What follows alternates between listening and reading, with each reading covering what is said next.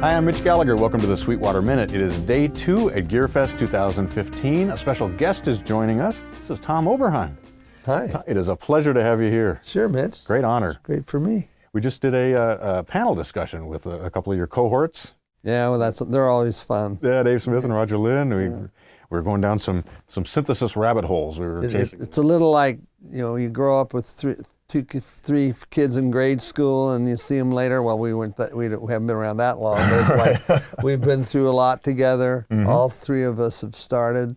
All three of our companies have ended. All three of us started over, and we're kindred spirits. Right. You guys even have a group meeting, a support group meeting. About 13 years ago, when coincidentally Roger bought a house in Berkeley, California, and I started working at UC Berkeley in the engineering department there, designing student labs. I said to Roger one day, "Why don't we have coffee?" Because his house was 5 minutes from campus. Mm-hmm. And then over the years, months and years, different electronic music and computer music people joined us. Notable is Max Matthews, who's known as the inventor of computer music. John Chowning used to come once in a while, who of course invented FM at Stanford. Right. Don Buchla still comes, because we still have this after 12 or 13 years. Right. A number of other people in computer music or electronic music and synthesizers and whatever. And we always have a lively discussion. I bet. The son of the founder of Sweetwater Sound is keeping it organized. Keith McMillan of Keith McMillan Enterprises, whatever it is, he comes once in a while. Right. So, and you call it the Dead Presidents Society. Well, that's because around the same, within a year or two of each other, my original company, Roger's original company, and Dave's original company all went out of business for one reason or another. And so we call it the Dead Presidents Society. That's awesome. That's a lot of fun. Yeah. That's great. That's great. I bet it is some fun conversation. Well, I mean, it's rarely on gear that we're making. It's almost never that. It's what's going on in the industry, sometimes what's artistic discussions, what somebody is doing in a concert situation. Guests come from all over the world. It's pretty a broad range of subjects that get in it because it's a coffee meeting. I mean, it's a coffee get-together. It's not a technical meeting at all. Right. What fun though. I'd love to be a fly on the wall. Oh, and anytime you're in Berkeley on Thursday, on Thursday mornings. Be fun to drop in. Sure. So did you start as a musician and get into designing instruments, or what drew you into designing instruments? Not really a musician. I did do some professional choir singing in the 60s, but basically I got started because while working my way through UCLA, I got a physics degree in UCLA. I spent a lot of time in the music building because I took music classes for fun, met musicians. Eventually, when we all graduated in the mid-late 60s, some of them came to me and asked them to build equipment. And one of the pivotal moments was a friend, a woman I knew who had reformed a group, a rock group, came to me one day in '69 and said the group that went on, that she reformed before the original group had a ring modulator, a thing called a ring modulator. Sure. And when the group broke up the first time, the ring modulator went away with the guy that designed it. And she said, "But we need a ring modulator in the group." And so I went to the UCLA engineering library and studied, because I had no idea how it was used in electronic music, and found an article in an old magazine and built one, then built another one, and built another one. And then the thing that really got me started in the business, you might say, is the word got around in the Los Angeles electronic music community that I had a ring modulator. And one day in November of '69, I got a phone call from one of the big-time movie composers, Leonard Rosenman was his name, And he said, I need a ring modulator for this movie I'm doing, Beneath the Planet of the Apes. Right, right. So I gathered up the ring modulator, an amplifier, microphone, speaker, stuff I needed, went to 20th Century Fox sound stage. Right. And set it up, and it's on the soundtrack. I remember that, those original Planet of the Apes movies. I was a huge fan of all 5 of them. Oh, yeah. But I remember those sounds in that second movie. Yeah, crazy sound. stuff. Right. So then what happened during that that scoring session is at the break, 3 or 4 of the orchestra members came up and said, that's great, can I buy one? I said, well, I guess so. And so I started building them. Uh-huh.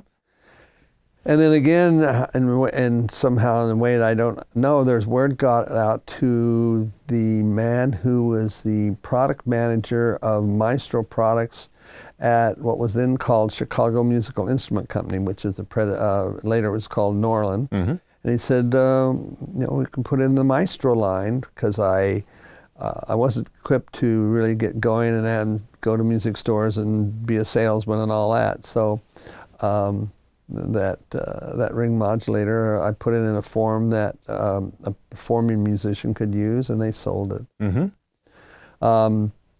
Then once I had that avenue of a way to sell it, I looked around for something else to build.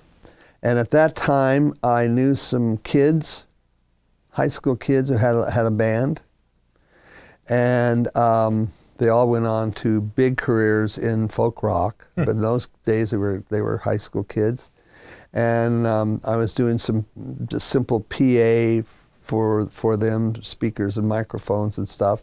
And one day I went to one of the rehearsals, and the 2 guys, both of which were sons of big-time movie composers, right, were experimenting with playing their guitars through a Leslie speaker, because they'd heard it on a Beatle record, on some Beatle record. I don't remember which one. George Harrison played a guitar through a Leslie. And I thought, well, that's really a great sound. So in those days, I didn't have a company. I was still working as a computer engineer, but I had a spare bedroom, so I experimented around in my bedroom trying to make a Leslie simulator. And I just didn't have the knowledge of physics and whatever to do that. Later, of course, many companies made Leslie simulators. Sure. But I did make this box that had this interesting sound, and it was what we know as a phase shifter now. Right. And I put it in a box for a music that would be convenient for a musician. Mm-hmm. And this company in Chicago, Chicago Musical Instrument, the guy said, well, we'd like to sell that too. And so it's called the Maestro phase shifter. It was the first one on the market. Mm-hmm. And ultimately I sold about 100,000 of those with just me and a helper. Wow. And so that got me seriously into the guitar effects. Over the next few years, through the early 70s, I did some other effects pedals that were unique, nobody had done. But in early 70s, to supplant my income, I got the idea of, what happened is, once I was dealing with this company in Chicago, I had started going to NAMM shows, in those days are in Chicago. Right. And while I was there, I went by the ARP booth, and I knew a little bit about synthesizers, but very little. Mm-hmm. And I talked to them and found out, well, they didn't have any dealers in Los Angeles. And so I said, well, I'll be your dealer. And at first they said, well, we'd really like to get a real store like Guitar Center, but they're not interested. They never heard of what a synthesizer is. So I became an ARP dealer. Huh. And through the contacts I'd made in the movie industry with these people that bought my ring modulators, I had a ready market, and I sold ARP 2600 to several movie composers. Mm-hmm. And I got to know synthesizers real well. Right, right. During that time, I also built a little synthesizer module, which was planned to be an add-on, or not an add-on, but a a little module that worked with other synthesizers, just to get expander kind of a thing. Expander type things. In fact, it's called the Synthesizer Expander Module. It had a little different filter and a little different. Some of the other circuit was a little different from what ARP and Moog did, so it gave the musician some choices of making different sounds. So I had that going.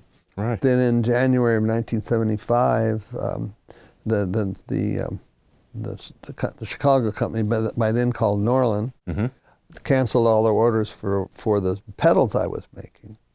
So I had to scramble around, decide what to do, and so I decided to put 4 of those modules together, and I licensed a digital keyboard from a little company called Emu when there were 2 guys in a coffee pot. Right. And went to the June 1975 NAMM show in Chicago with a 2-voice and a 4-voice.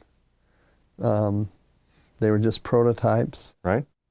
And that was the first thing that was a true polyphonic synthesizer shown in a trade show. Right. So at that point you had the SEM, you had the 2-voice and the 4-voice. And I was still selling some of my phase shifters, and I was selling them myself by then because I still had some stock. Right, right. So did those instruments immediately take off then? No. Were they tremendously successful, or was there a curve there? It took a while. Because this is, nobody knew what synthesizers were. But one thing that kind of was a shot in the arm was I got back from Chicago, June of '75, and a very good friend of mine was a good friend of Stevie Wonder. And in those days, Stevie was in Hollywood doing one of his, I think it was Songs in the Key of Life, but I'm not sure. So my friend took me to this studio where they were recording, and he said, "Bring along your prototype." And so I took the 4-voice synthesizer prototype to this studio in Hollywood, and my friend introduced me to Stevie, and he sat down and played it and bought it on the spot. And it was just a prototype with wires inside and whatever. And interestingly enough, at the last NAMM show here a few months ago, I was talking to one of his staff, and they said they still got it. Wow. That's amazing. That's incredible. So by then, I again showed it to some of the musicians I used. It started slowly, but before long, it was on a couple records, and so going into 1976, 77, we were just my little company became a real company. And it hired people and sales manager, and it was doing well, doing really well. It had to be exciting to hear those instruments coming out on the first records where they were. I told you this story about hearing Birdland. Tell that story. That's a great story. In '76, I believe it was, I got a phone call from Joe Zawinul, who was the founder of Weather Report, who I knew, at least on the phone.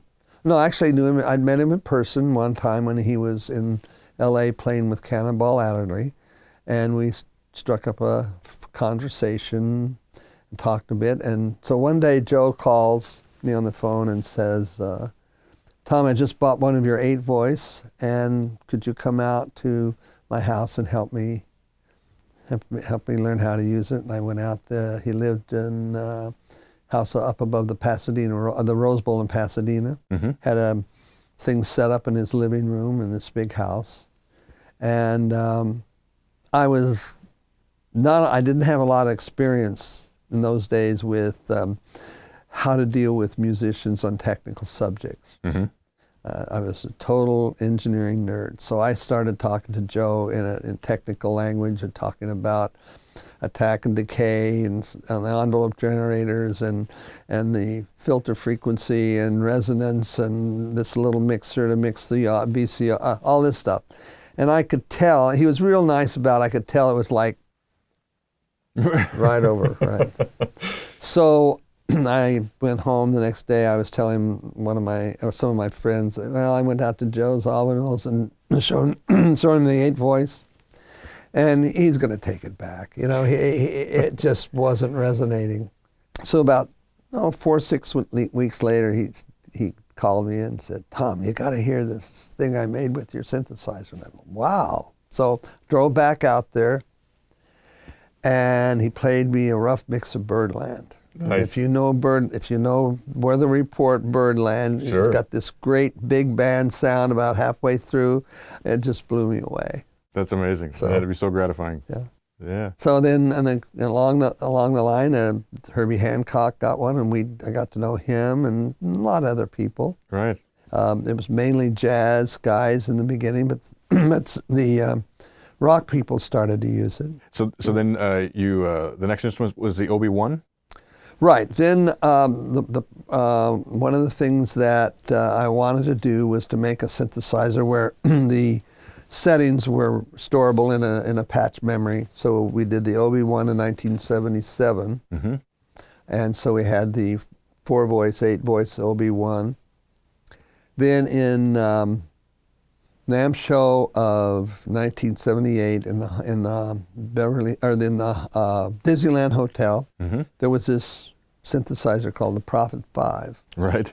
And at first it was like we didn't think, well, we kind of said it's a kind of a polyphonic mini-moog, so what? Of course, what could be better? And of course that was Dave's Smith thing, and at first it wasn't ready for production.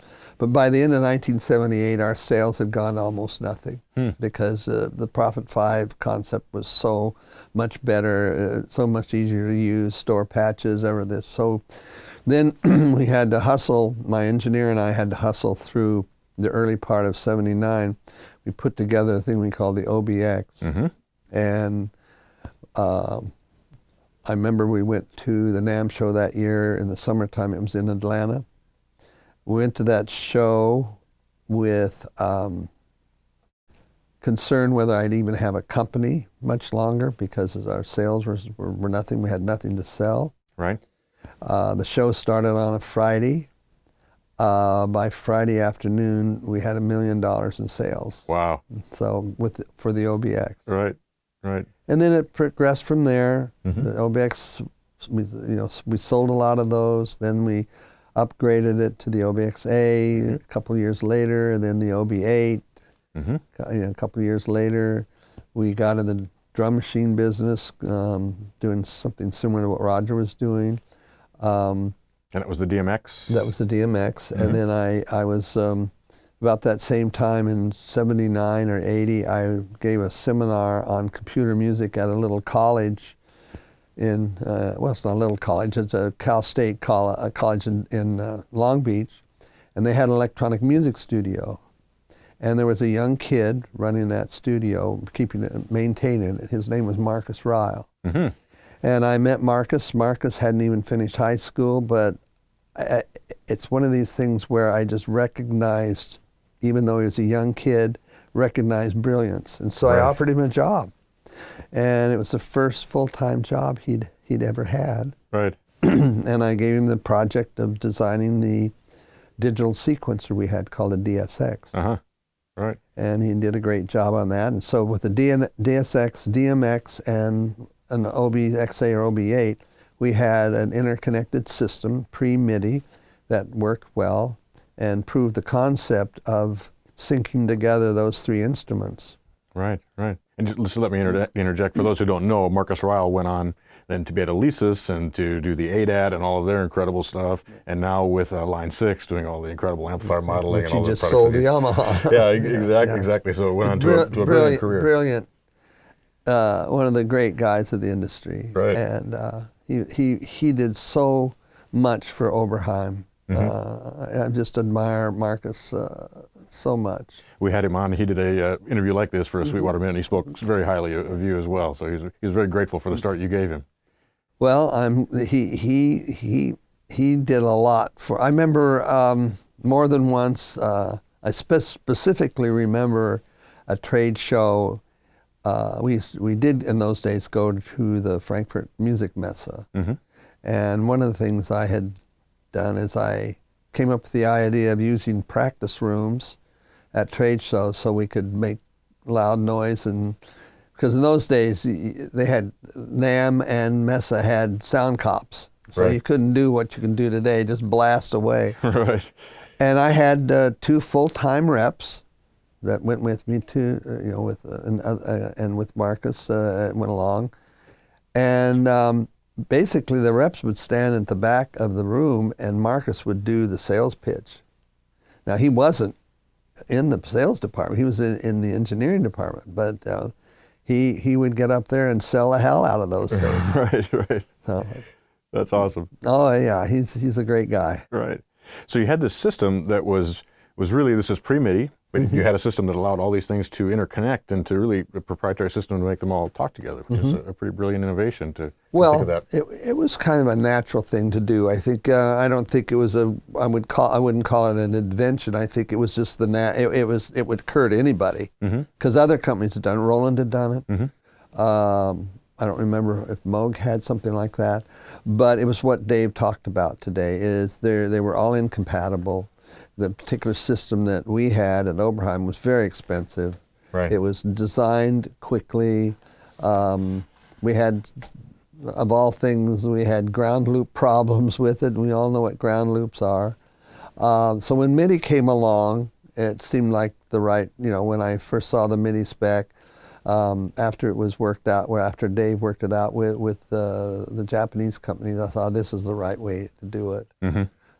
Because not only did it tie synthesizers to drum machines to sequencers, but it also had an electronic feature that prevented ground loops. Right. I remember that specifically.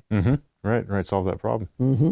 So then you had the Matrix 12 followed after that? Well, then we went from OBX to OBX-A to OB8 that were similar machines, except improvements of various kinds. Then we did the Expander, which was not a keyboard instrument, but had a great deal of modulation capabilities, a 6-voice, and then the final one in my realm at Oberheim was 2 expanders with a keyboard called the Matrix 12. That was kind of the ultimate machine for us. Right. I'm a huge fan of a guitarist named Alan Holdsworth, and he had done so many things with the Matrix 12, and I desperately wanted one, but it was outside of my realm of he was around at Oberheim from time to time. Yeah, getting great sounds out of that instrument. Yeah. So then you had Marion Systems? Well, okay, so in 1985, company ran into financial difficulties because we'd bought a lot of inventory for the Matrix 12, but it was a little late. Put me in a spot. The bank that my company owed money to foreclosed on the assets of the company and sold the assets to a third party. And the third party eventually, years later, after I was long gone, sold those assets to Gibson. So that's why Gibson presently owns the Oberheim name and logo. And there were some products involved, but that's a long time ago. Those are long gone. Right. So I wanted another company, so I started a company in 1987 called Marion Systems. Did various things. My first product was a 16-bit card for the KS 900, which was a 12-bit machine from the factory, but with my card it was 16-bit improved the sound. I sold a lot of those. Then I started consulting for Roland for a while. I consulted on what became their first hard disk recorder. Then in the mid-90s, I designed another synthesizer that was called the MSR2, and it was a concept of having large voice cards of different technologies. And the plan was you could have an integrated rack mount synth system with one card I did was an 8-voice, 8-way multi-timbral analog synthesizer card.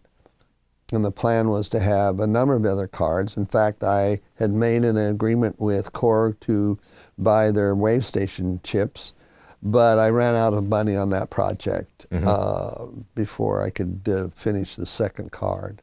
I sold some of those, and it was not my crowning achievement. Right. But interesting that you were working with a modular approach that, today we have the Euro rack and things that are sort of bringing that whole modular thing back around again in the full circle. The idea behind this machine, and of course this was before computer synthesis had reached any kind of useful level, was you could have for instance, an 8-voice analog card with a wave station card, and that I actually played around with that in my studio. I borrowed a wave station, fabulous sound. Right. So I knew I was onto something, but it was just too big a project for me, and I couldn't finance it. Right. Right. So then basically from 1975, 76 on for the next 10 years or so, I worked outside the industry. I consulted, I did some garden variety consulting in Silicon Valley. Sure. Paid off my mortgage and a few other things. And watched Dave start up in 2002 and think, well, maybe I'm too old to do that. I don't have his energy level. So I didn't do anything about it. And then a very momentous event happened in the fall of 2008. The Red Bull Music Academy invited me to their yearly thing as an interviewee, and the thing they do once a year. I don't know if you're familiar with the... No, I don't know that one. Well, it's basically a support group for electronic dance music people. Okay. And for me, it was a free trip to Barcelona. I didn't know anything about DJ, producer, EDM music at all. I'd never heard anything about it, anything about the phenomenon that it actually is. But I had a free trip, took advantage of that free trip, went up in my attic and got my little SCM module, dusted it off, and found a little MIDI interface on the internet, hooked it up, went off to Barcelona. For me, it was all like it was going to be a history lesson. Here's a pioneer who did this and did that, and now he's out. It's over for him, right? Right. Got to this this event that they have once a year with these EDM DJ producer type people who kind of won a contest that they have. I call it a contest, and they have industry veterans come in and they interview them in the afternoons, and then the participants do dance music stuff later, whatever. So I did my interview with them, and I had my module set up with a little MIDI keyboard, and 3 or 4 guys came up, probably all of them younger than the SCM itself, Right. and played it and said, wow, can I buy one? So I came back from Barcelona, I talked to my wife, and we said, okay, we could build a few, I can build them in the garage, and we can pack them up on the dining room table. I'll do 3 or 4 a month. It'd be fun. Yeah. No, not really getting back in the business, just having fun with it. Right. And by the time 3 years had gone by, we'd sold over 800 of them. Wow. But more importantly is when the word got out, thanks to the internet and whatever, I'd had a couple 3,000 emails and that say, "Oh, so glad you're back in the business." And I thought, well, maybe I should get back into it. Yeah. Right. So about three years ago, I started working on a revival of the original big 4-voice, 8-voice stuff I did that got me started back in '75. Realized after working on it for a while it was a little too big for me to do it in my small garage lab, Right. and decided to do the 2-voice instead. And so I worked on reviving the 2-voice. I worked on it about 1 day a week while I was selling the little synth module.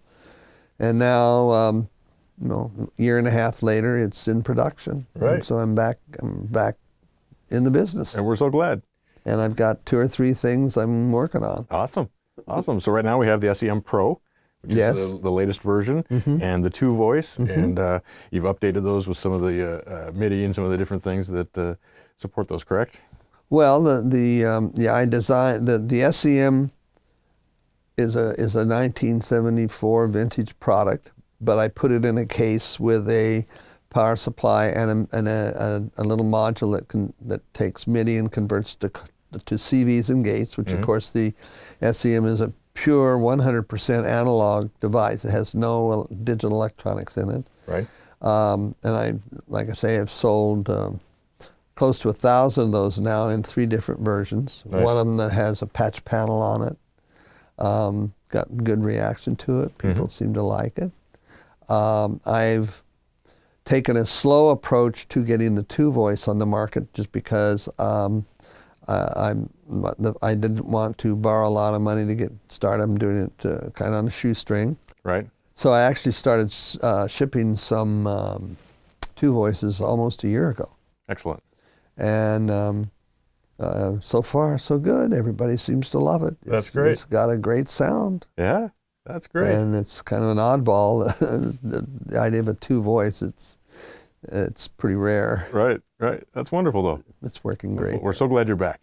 I'm back, and I'm loving it. That's wonderful to hear. And we're so glad you're here, that you came out for GearFest. This is my first GearFest. I'll be back, I hope. Oh, absolutely. Come on back. We'll do more panel discussions. Yeah, I'll bring next year, I'll bring a fan. So there you go.